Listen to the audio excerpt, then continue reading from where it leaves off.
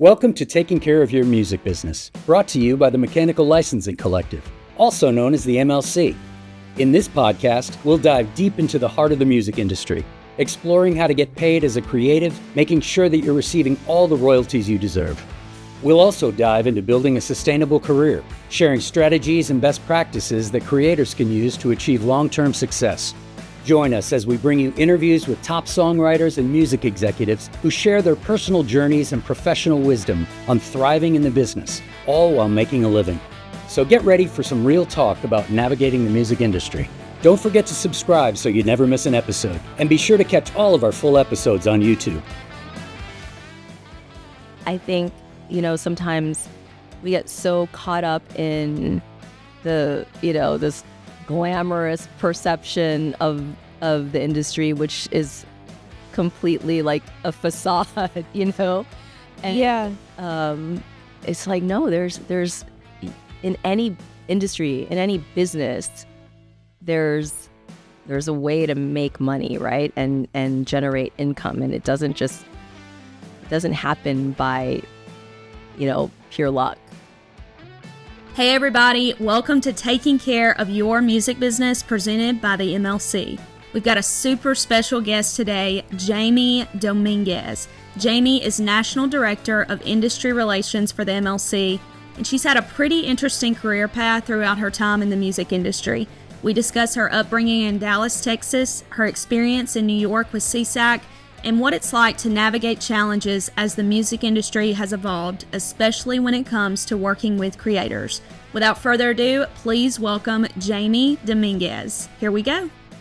Hey everybody, welcome back to Taking Care of Your Music Business, presented by the MLC. We have Jamie Dominguez here today. How are you? I'm fabulous here in your amazing town, Nash Vegas. Nash Vegas, my home away from home these days. Now, where do you live currently? Full time.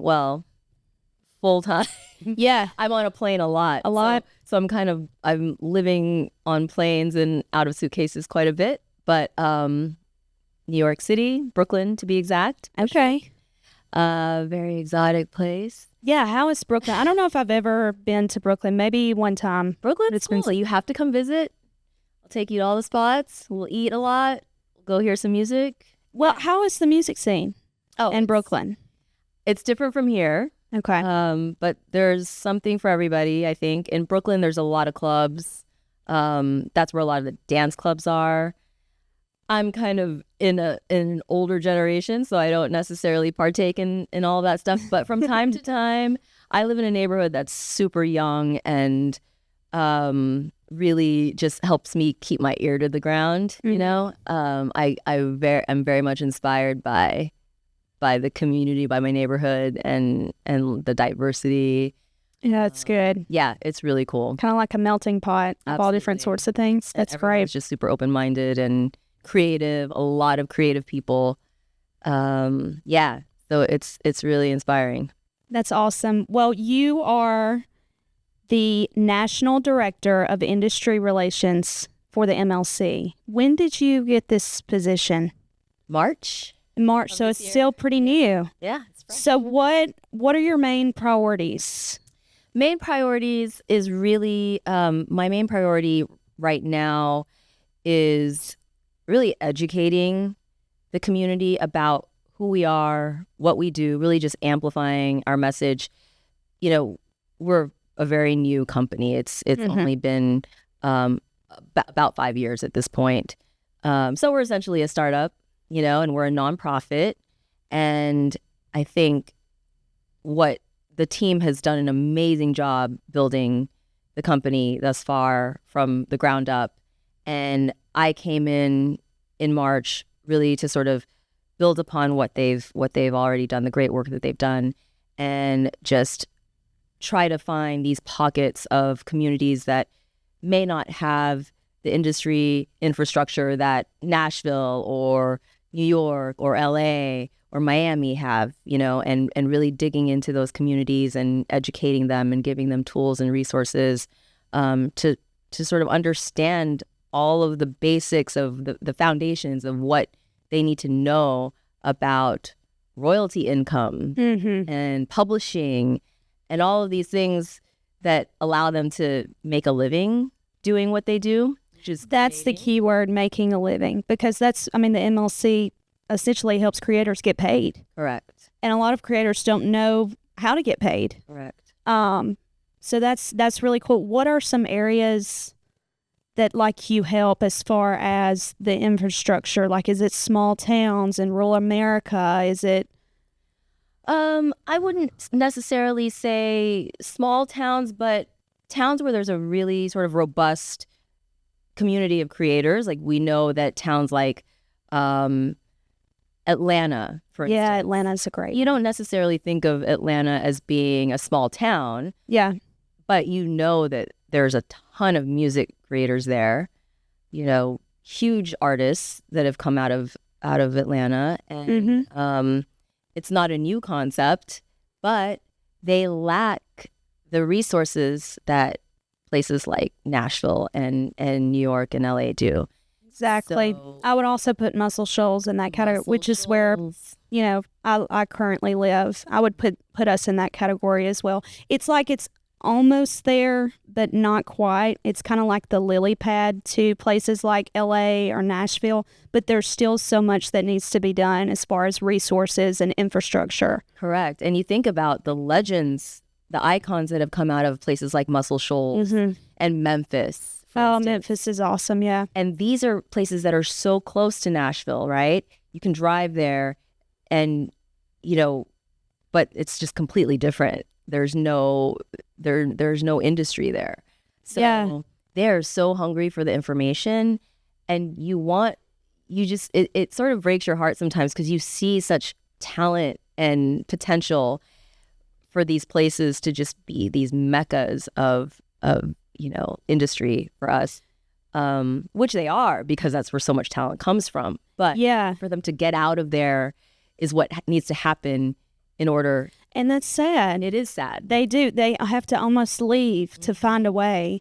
And so, so really it's like mid-sized city, or even like Birmingham, Alabama. I'm just going back to Alabama because that's obviously what I know best. But so mid-sized cities that have the creators and have the potential to be something great, but you're giving them additional resources and infrastructure to really make it happen. Yeah, because what I find, and what I found throughout my career, I come from a background of working at a PRO and always being there sort of from the beginning with a lot of these creators from the start when they're super green and they don't know anything. What I find that no matter what level of their career they're in, it's so shocking how little people know about the fundamentals of what drives sustainability in this business, Yeah. And that's publishing, that's copyright. Like how the business actually works. Right. Because it's one thing to write a song, but it's a whole nother thing to know the business and know how that song's going to ultimately put food on your table. Yep. Wow. Yeah. So you originally worked at CSAC, right? I would say that was my first real job in the industry. Yeah. I moved to New York City in 2001 with that job lined up. How did you get that job? So I was living in Austin, Texas. That's where I went to college. I went to the University of Texas. Go Longhorns. And I graduated. I was working for an entertainment PR company, a small little boutique entertainment PR firm run by two wonderful women. And it was just them and me, and that was it. And so I really got to roll up my sleeves and learn a lot. I knew I didn't necessarily want to go into PR, but it was just a great way for me to network and just sort of be a fly on the wall and watch and listen and learn. Well, and you also had a journalism I did, degree, right? So it was kind of a natural progression, like I got an internship there. Oh, okay, gotcha. My journalism program, and then it just sort of parlayed into a full-time gig when I graduated. They decided to go their separate ways and do different things. So at the time, I was working part-time with the Recording Academy, the Texas chapter. Okay. which I was led to them through the PR company because that was one of our clients. Well, and that's another huge kind of music Yeah. gateway is Yeah. Texas. Yeah. And it's crazy because it's very full circle because now I'm a governor for the New York chapter of the Recording Academy, which is actually how I met my future boss at CSAC and got that job, was because of the Recording Academy. No way. So it's just really interesting how everything connects, and this just goes to show in our industry it's all about relationships and network, and really just keeping those relationships strong, and you just never know where things are going to lead, right? So yeah, I it was South by Southwest one year. I was like working the booth at the trade show for the Recording Academy, and up walks Trevor Gale, who he's like my dear friend, family, long time, just dear close friend, and was a big mentor for me, in my career, and was responsible for getting me to New York in the first place, which really impacted my life. I wouldn't be here if I didn't move to New York in 2001 and start that gig. Were you scared? Honestly, going to New York? I wasn't. How old were you? I didn't even really think about it. I just was like, yeah, sure, I'll move to New York. I was 23. 23. Okay. Yeah. And I always wanted to live in New York. It was just a place that I felt like that's where I belonged. Yeah. And I remember, so that's how I met him, was through that, through South by Southwest, the Recording Academy event. And then I just sort of randomly called him up maybe a couple months later. I knew I was looking for a job. I didn't know what that was going to be, but I knew I wanted to find something in music if possible. The location, I was sort of open to go wherever, but he basically was looking to hire an assistant and asked if I would want to move to New York. And I said, absolutely. Whoa.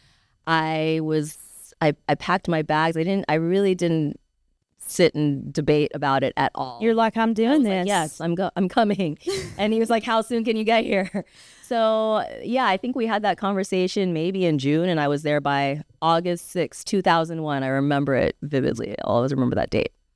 So yeah, right before 9/11, right before, just the world changed dramatically while I was there, but it was a really just transformative, move for me, obviously, like just changed everything. Well, and then of course you being there for 19 years, did you kind of just grow and evolve as not only a person, but as a professional in the music business? Like you probably had like 57 different jobs while you were there. It was something where you get a job and you think, okay, maybe I'll be here for like 5 years and then I'll find the next thing.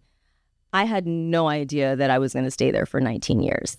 That's a long time to be, especially nowadays. People are like, okay, I'm going to stay with this company for a year and a half and then I'm going to go somewhere else. And then there's a lot of job hopping. Yeah, especially in our industry. In creative industries, I think. Creative industries, definitely. That's kind of... It's normal, Yeah. People tend to just make moves every few years. And for me, I think the one exception in our industry is the PRO space, because you do tend to get a lot of Absolutely. life at those companies. And it's really a testament to, I think, how unique the community is at a PRO, because you're really one-on-one with the songwriters, and it's special. It's a really special, unique relationship that you have with creatives from the beginning, because when you work at a PRO, you're signing them when they are very green, very early on. A lot of times you're the first contact in the industry. It's one of the first places they go. Yeah. Exactly. And they really lean on you for advice and for guidance. And that shaped my entire career. I had no idea, to be honest, when I got that gig. I didn't work in the industry. I worked for a PR company. So I didn't know what music publishing was. I remember I picked up that Donald Passman book, everything you need to know about the music industry. And I even went straight to the chapter about the performing rights organizations. And there was mention of a lot of mention of ASCAP and BMI. But there was a tiny little blurb about CSAC, but that was it. Really? I'm sure I'm sure they've added on to it. Yeah, yeah. But at the time, CSAC was kind of like the unknown. Mm-hmm. So we were a weird company that was for profit, not like the other ones. Everyone thought we were new, but we weren't. It was all these things. So from the beginning of my career, I was always like the underdog in the underdog category. Oh, I'm sure. Which I actually really love. It almost because there's always something new to fight for, and you kind of get a clean slate too. Like you guys, ASCAP and BMI were the most popular at the time, and still kind of are. But CSAC has always been hanging in there. Yeah, Yeah. It's sort of like the alternative choice, right? Absolutely. Or the secret club or something. But it's cool to be a part of the club. Yeah, because you have to be invited, and there's this whole process to it. So I think from the start I had to learn how to really communicate with people and be honest and transparent and open and guide them and educate them on what it is we do and really dig down into the fundamentals of it. So from the start, and just explaining performance royalties, things like that are so they're so out of context, it's because you're just like speaking about something that people don't really understand. They haven't really been earning royalties yet, so they don't really know what you're talking about. Well, and they're also a creator. It's like you start talking about money, and it's like, what? And what are we saying? And now people love talking about money. Yes, the industry has changed a lot. A lot more transparency, especially with the MLC too. Right. And the money side, it's not as scary to talk about now. Yeah. And there's no shame around it. I think this is just from my personal belief of it. There's not as much shame around it as it was at one point in time. It was like not cool to like talk taboo. About money. Yeah. It was like, oh, I'm a creator. I don't talk about money. But now there's this empowerment because creatives are entrepreneurs, Yep. They're the CEOs of their own startups, their own companies, they're building their business. And that's the narrative I always try to, sort of really, really drill into creatives, because you have to understand, when you're running a company, you need to know what everybody on your team is doing. You have to oversee it. You don't necessarily have to be there micromanaging, right? Yeah, you have to really have a true understanding of what each person is bringing to the table, what the responsibilities are, where the money's coming from, where it's going, how much is coming in. All of that is part of your job as a creator. Now, you don't have to do that every single day, but it is important to have the knowledge, and sure, you hire really good people, and you can let them sort of run with it, but and you can focus on the creation, but there's always the checking in and making sure everything's good. Yeah, you got to kind of stay on top of it. Like you said, not all the time. But let me take that back. If you want to do something that you love to do for the rest of your life, especially in a creative field, you've got to find a way to pay the bills. Yeah. Yeah. And if you're passionate about it, you will find a way, right? Yep. That's the thing I admire. That is great too. If you're passionate about it, you will find a way. And that's because the money will show up, because if you love it, you're going to keep doing it, and you're going to become really great at it. I think so. I really believe that, and I've seen it. I've seen it throughout my career. I know that it can happen, and you don't necessarily have to be a Beyonce to make money and sustain. Yes, you don't. It does not have to be Beyonce or bust, or you don't have to be the next Taylor Swift or the next Chris Stapleton.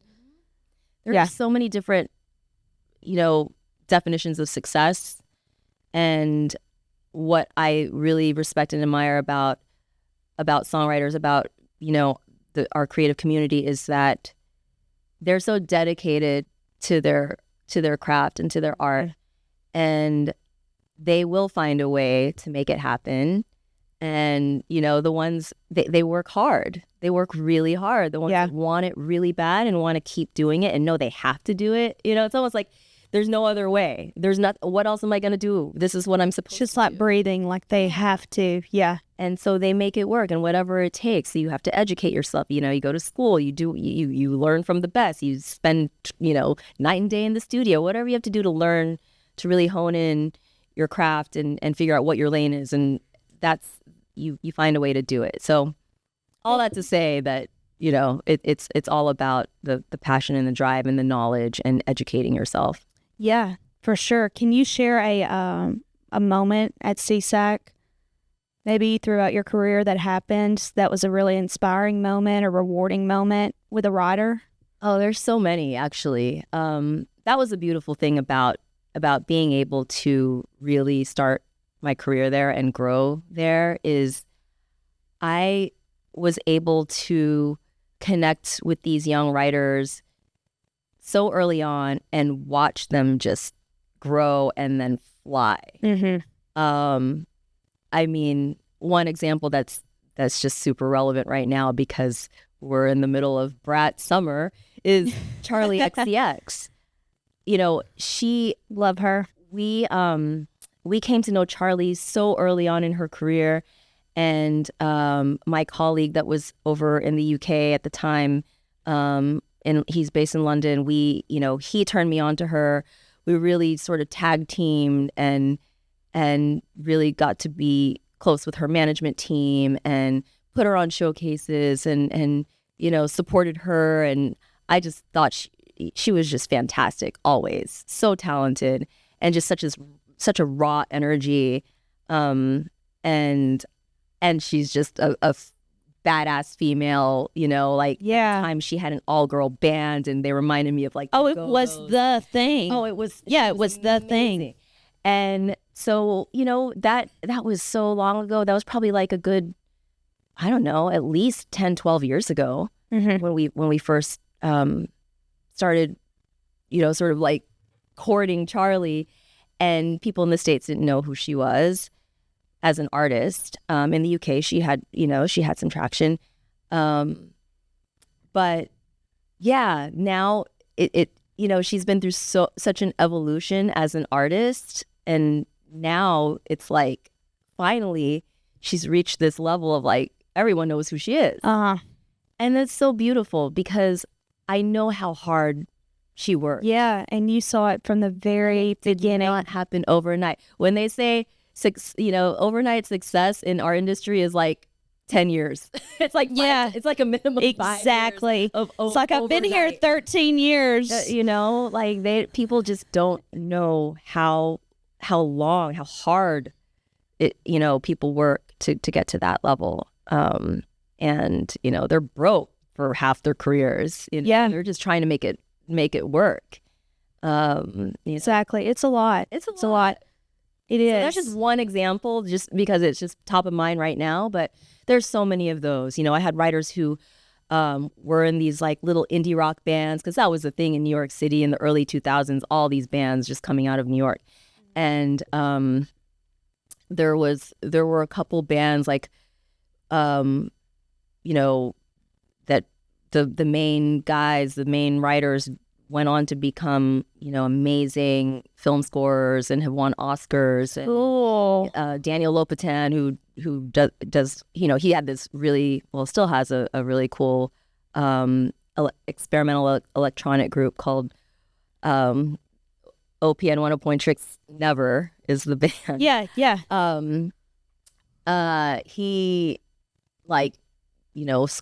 started scoring these really amazing films, and has How really made a mark awesome. doing that. And then you have there was the guy Emil Mosseri. He was in a band called The Dig out of New York City, and he won an Oscar for his film score for this film called Minari. And then That's incredible. like Caroline Polachek, who was and Patrick Wimberly, who were in this band called Chairlift. Patrick is like an amazing producer who's worked with so many incredible artists, and has Billboard hits and worked with Beyonce. Caroline has worked with Beyonce too, and she toured with Charlie, and I How just love seeing awesome. how it all connects and everyone just grows. And MGMT is still doing it like all these years, but still so true to who they are and and as artists. Like I just really I love watching all these people grow. It's really special. What is something that you told them? Like, let's go back to Charlie, for example. Like, do you remember something that you told her in the very beginning? I think I kind of always give the same general advice, which is something I always tell creators is that everything is negotiable. That's great advice. Yeah. I think a lot of times, especially early on in people's careers, they're scared to, they see opportunities, big opportunities come, and they think, oh my God, I have to grab it, and I don't want to mess it up. Yeah, the money's there, the deal's there. Now I'm going to be yeah. But it's just so important to just keep that simple thought in mind, because, and I'm not saying that it's just really great to have a team around you who you can trust, whether having a really good attorney who can dig into the legalities and be transparent with you. Transparency, honesty is so important and really lacking in our industry. And so I always tend to tell artists really to just make sure that they're fully, they're in there with their team, and there's transparency and there's openness, and ask the questions, and if there's a deal on the table, don't be afraid to ask for what you want. And that's the whole point of a negotiation is to find a way to make both parties happy. And I think there is a way in our industry to make it equitable and fair. It hasn't absolutely been traditionally. Yeah, traditionally it hasn't. But I think there is a way to do that, and I think the MLC is in, which is why everything about the MLC and the mission resonates with me personally, is because of I just think it's a game changer in terms of the transparency. I think they're the most transparent company, and we have to be around. Yeah, you have to be. Yeah. It's part of. You don't have a choice. You've got to be. You've got to be transparent. Designated by the law. Yeah. To be transparent, But because you guys are being so transparent, I think that it's starting to change the conversation for other companies. Which is great. It's great for the music industry. It's great for all aspects of the industry and all creators, songwriters, artists. So it's a really, really good thing. Yeah. So you took educating a step further. You're part of Berklee? I was. Okay, you were. I'm not teaching there anymore. Okay. What year was this? I come in and do some things, but this was in 2021. Okay. So Berklee School of Music opened up a second campus in New York City at the legendary Power Station Studios. They basically took over that studio. That's a legendary space from back in the 70s. Everybody's recorded there. I gotta go there. Oh, it's incredible. It's an incredible space. So Berklee took over that space and made it their campus.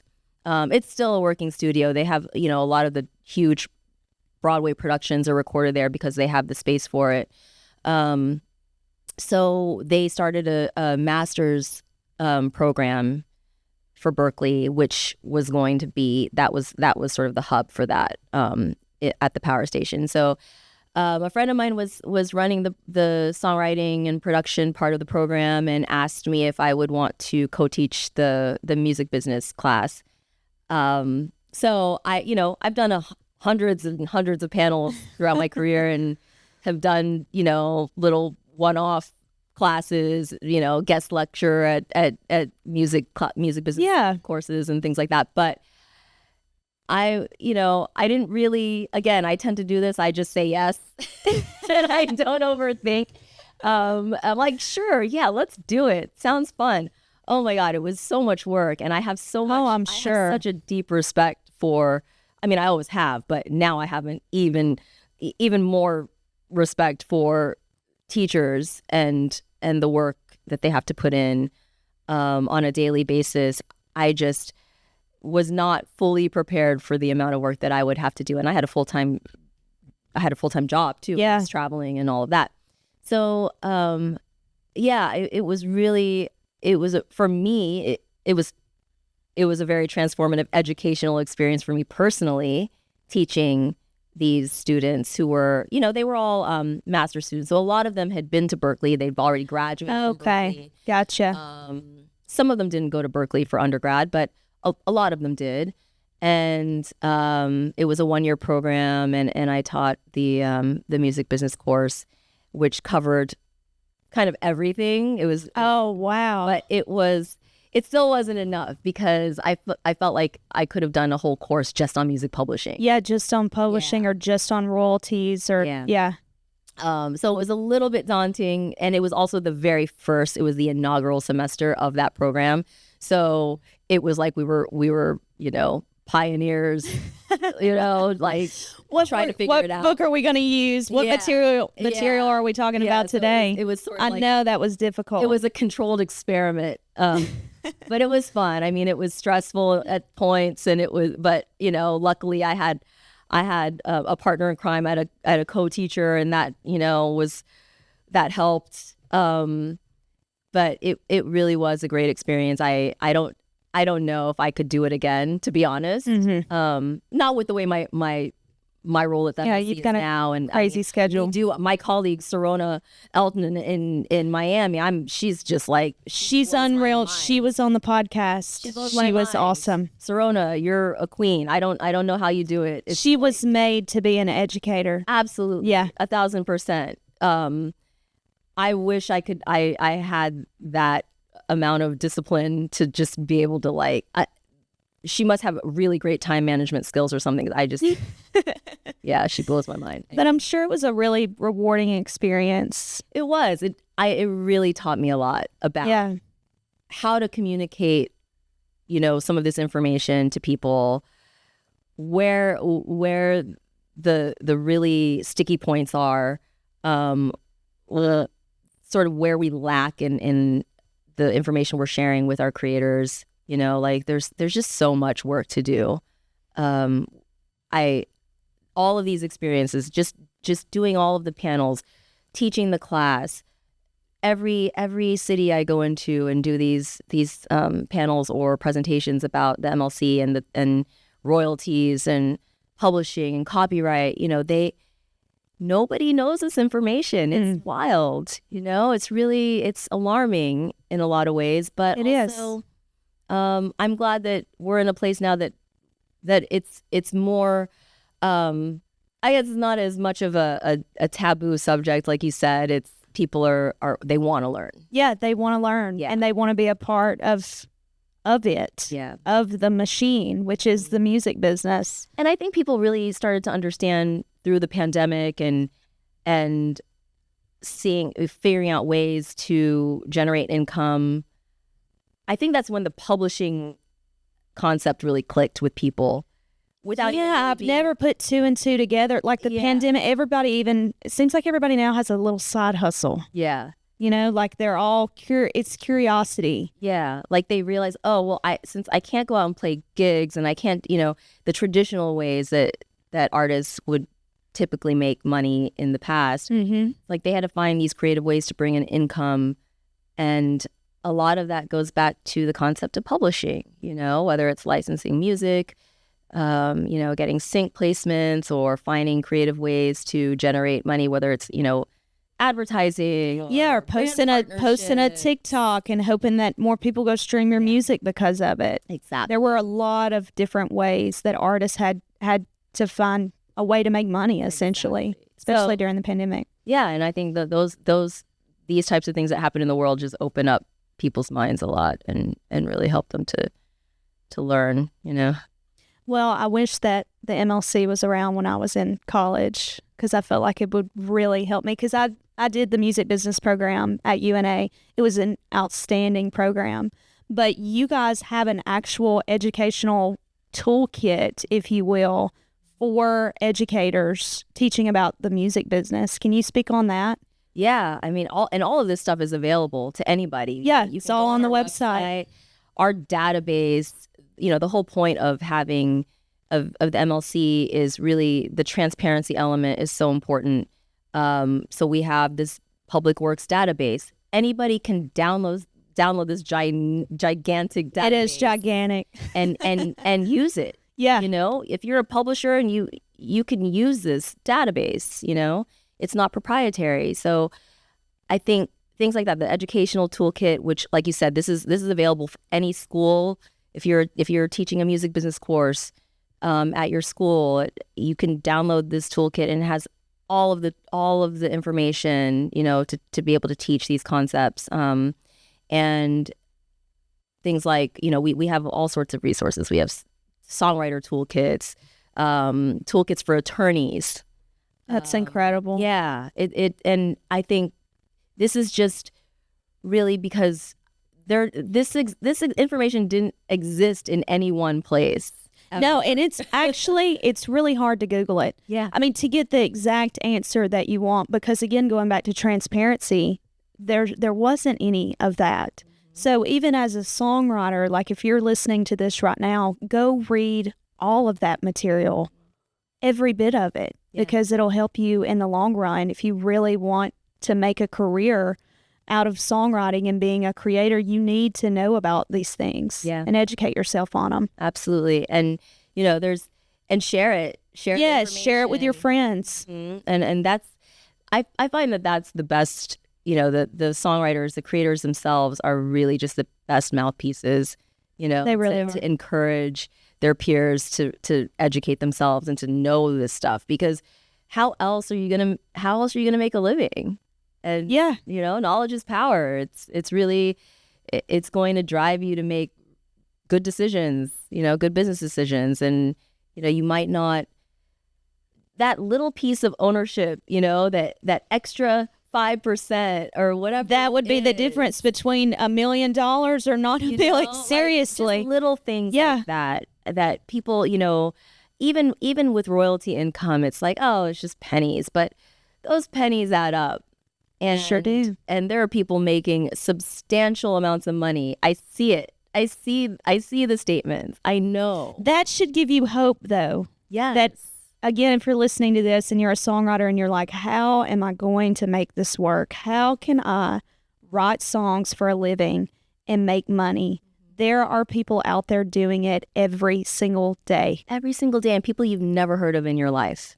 Well, because again, you don't have to be Beyonce. You don't have to be Taylor Swift. And that is, I think that is really the misconception in our industry, is that success. It's funny, I was just having breakfast with our CEO this morning, Chris Aaron, and we had the same conversation about the definition of success is really, in our industry, has always been about like the car and the jewelry and the fame, right? But what about the songwriter in the middle of the mountains in Colorado who's making meditation music? Oh my God! And is bringing in so much money just on streaming, mechanical $15,000, $20,000, $30,000 a month. Shocked.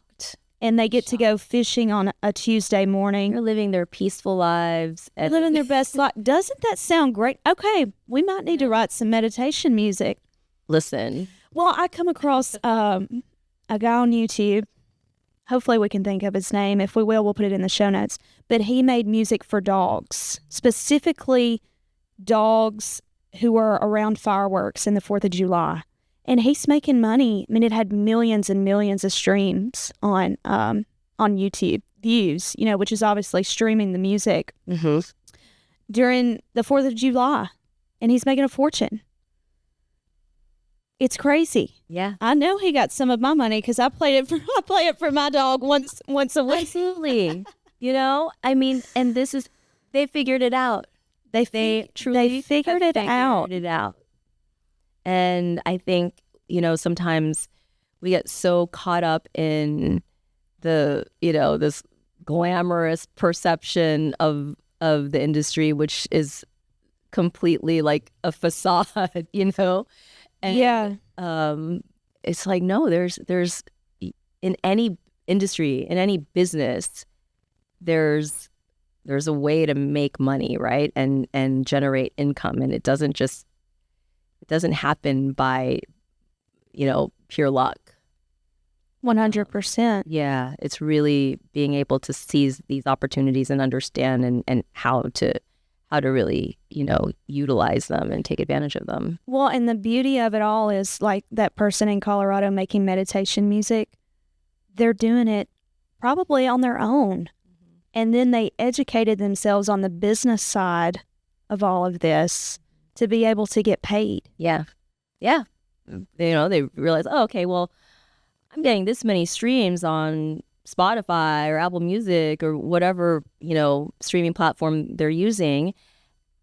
I surely should be getting paid, and maybe they Google it, or but and we have our own amazing team who goes out and tries to find these people, because we see, we get the data from. Yeah, you got it coming in, So, you got to match it. yeah. Well, you guys have this cool matching tool. And these are things that, once people find out about the MLC and they understand what we do, and we have an amazing support team who can walk the creatives through all these questions and really help them get set up. But once they understand, it really is the light bulb goes off, and it sort of changes their perception, which I think is super important. And it's like little by little, it's going to happen, and soon I think everyone will figure out that. Yeah, it may not be the coolest, sexiest part of our business, but it'll help you get there. Yeah. Like you can maybe buy that cool jacket or whatever, and Yeah. Or even like a house on. I want to go to Colorado. Yeah. Like yeah. house on the hillside, getting to make music. That's what I'm talking about. Build your studio. That's a dream. Build your studio in the mountains or on the beach or wherever you want to be. Really learn how to maximize your revenue streams, your income, your royalty income, and have smart people around you to give you guidance. If you may not be a financial expert, but you can definitely find people who are, and tap them for some support. So, yeah, I mean, these are small little baby steps, but I think they're huge for our industry. Oh, absolutely. I agree with you. So what advice would you give to someone aspiring to work in creative services within the music industry? Because I feel like since you and I have spoken all this time, like we've talked about several different ways to make money in the music business. Again, the transparency factor, like there's so many different things that you can do in this industry. So what advice would you give to someone who just wants to work in the music business?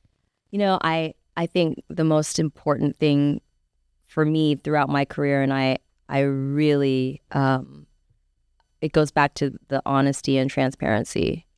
I think what allowed me to really grow and nurture these relationships, I've been in the business at this point for 25 years, and I have the relationships and the friendships, and these people are like lifelong friends at this point, and I know I can always go to them for support, and they know they can always come to me for support on the business side and on the creative side. And I think what it boils down to is the fact that, when there's a level of trust, it can only be established through just honest, objective communication. When I was at CSAC and these young writers would come into my office, I wasn't trying to sell them something. Yeah. I always wanted to make sure they understood what it is we did and who the other companies in the space were, and encourage them to talk to everybody, and just being honest with them and sharing my perspective, my honest perspective on things in a way that I thought might add value to whatever decision they were trying to make, or wherever they were at in their career, whatever was sort of like troubling them at the moment. There's always something that they had on their mind, right? And really just listening to them and giving them that honest, open feedback without having an agenda. Mm-hmm. Because a lot of times what happens, our industry has traditionally been so predatory, right? Yeah. Like you have people that are trying to sign you to this deal, and they'll do whatever it takes and maybe leave out some information, in order to make that happen. and that's sort of an old school. Like, I think now it's improved tremendously because you have these young people who are much more informed. There's access to so much more information now, and they talk to each other, right? Yep, they all talk to each other. So I think what's really important, if you want to really be a trusted, and respected person in the creative field, is to always be transparent and honest and give that objective advice, not just push your own agenda, and share the information, like truly educate and share the information, because, I for me, my goal at the end of this career is like, I don't want to leave knowing that I didn't do something to help make it a better industry. I want to leave it better than how I found it. And whatever small part I play in that, I think, that's at the end of the day, that's sort of the goal. And I think little by little, collectively, we can help build a more healthier ecosystem, a more equitable, fair, sustainable ecosystem for the creators and for the business people. I think that both parties can do it together and be successful and make money and have it be a beautiful partnership. Yeah. And I see it all the time. I think what the beautiful thing about the industry these days, and what I notice about the next generation, is that it's so collaborative, and everyone is supporting each other and helping each other. And you don't even have to live in the same place. That's what's cool about that. It. Is the greatest part about the music business. Through social media and making music on opposite ends of the world. Well, I don't think there's any other industry quite like the music industry on the connection level. I mean, you have somebody in California and somebody all the way in Oregon that could get on a Zoom call and write a song together. Yeah. And just cool the relationships and the stories and the that you have with people, and that's just such a special thing in our industry, for sure. Yeah. And that's why I'm so passionate about it, and I love it. And I couldn't imagine, I feel so lucky to have been able to do this for so long, and to cross paths with incredible, talented, creative people that I just respect and admire so much. Like, it's really special, and I don't take that for granted. And I think anybody in this industry should remember that, like, we're here to guide them. We're here to help them. We need art. We need music in our lives. It changes the world, and it is our responsibility to make sure that we're giving them the best tools and the best resources, and helping them grow up in the best environment. Just like parents. Very well said. I'm just obsessed with you. This seriously, you have a gift. You have a real gift. Songwriters and creators, they need people like you. They need more people like you to care and provide value with no agenda, which is obviously why you're at the MLC. I think it's just a perfect place for you to be. I agree with that. I genuinely do. It sounds corny. I sound really corny right now, but I'm being honest. I really think this is what I'm meant to do, and it took me a while to figure it out. Like, I did, you don't go into the music business thinking, oh, I'm gonna, work for the mechanical licensing collective, and I educate. Have all these little roads and paths that you take along the way. People about mechanical royalty income, No, that's not the glamorous part of the industry that people know. That what everybody wanted to do was be a record label A&R. Yeah, or be on stage performing in front of 50,000 people. On the other side of it, from the creator's perspective, that was the sexy part of the business. Yeah, but this stuff is like, this is how you make a living. So we gotta help people understand that. And well, most of the term sexy part of this business that isn't so sexy is really the things that matter. So yes, that's always for real. Yeah, I mean, we do things we don't want to do every day. Like, I don't necessarily want to have to go to the gym every day, but gotta do You got to do it. gotta do it. It just make it part of your lifestyle. Mm-hmm. Because it does add value. Everything adds value. So yeah, but I do feel fortunate. I do think I'm doing what I'm supposed to do, and I'm inspired every day by music and by these creators, and so I feel lucky, and I'm truly passionate about it. And I just, to all the songwriters and creators out there, I mean, I just want to say thank you for being so amazingly gifted, and that is a gift. It is. Everybody that's listening to this, that's a songwriter, you have a gift. It is a real gift that needs to be used. It's meant to be. It's meant to be used. It's meant to be given to other people. And it would be a disservice if you didn't write and create. If that's the gift you were given, you should use it. Yeah, and there are and know that there are people out there who can help you and will support you. And don't get discouraged. There's always a way. Even if you have to work a side hustle, or there's always a way. There's always a way. Well, what does the MLC have coming up? You guys have some events this fall. So many things. We're everywhere. There's a lot of conferences coming up. Immediately, I'm going to be in Nashville quite a bit over the next couple of weeks. Americana Fest is coming up. We're doing some stuff there, panels, and the Music Managers Forum, Nashville Summit, which is also here in Nashville. Actually, we're hosting it at the MLC office. That's September 12th. Got Muscle Shoals. We'll be in Muscle Shoals. Yeah, you guys are coming to my neck of the woods. There's something in the water. I love that place.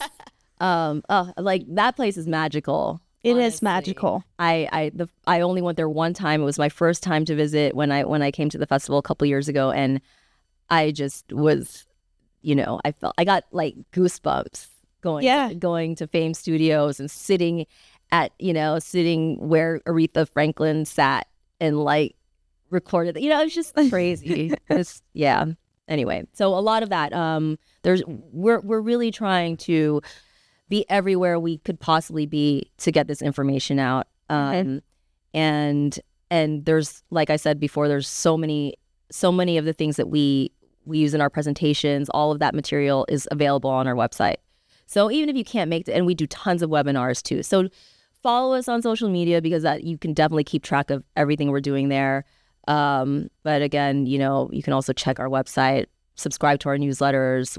There's a wealth of information that I think can be super helpful for any songwriter at any level, or even if you're on their team, if you're a lawyer, if you're a manager, a publisher.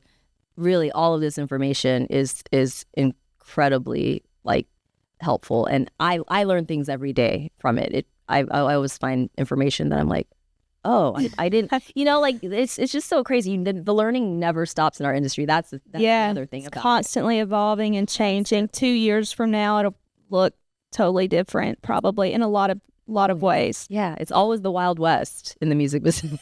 Well, and the website is themlc.com. Yes. That's where you can find quite literally everything you need to know about the music business and the MLC in general, and what you guys do and what you stand for. Jamie, thank you so much for coming on. This has been great. You are such a gift to the music business. I know the MLC is so lucky to have you, and thank you so much for being here. I appreciate it, and I can't wait to see you in Muscle Shoals. I know, I'm so excited, and have safe travels back to New York. Thank you.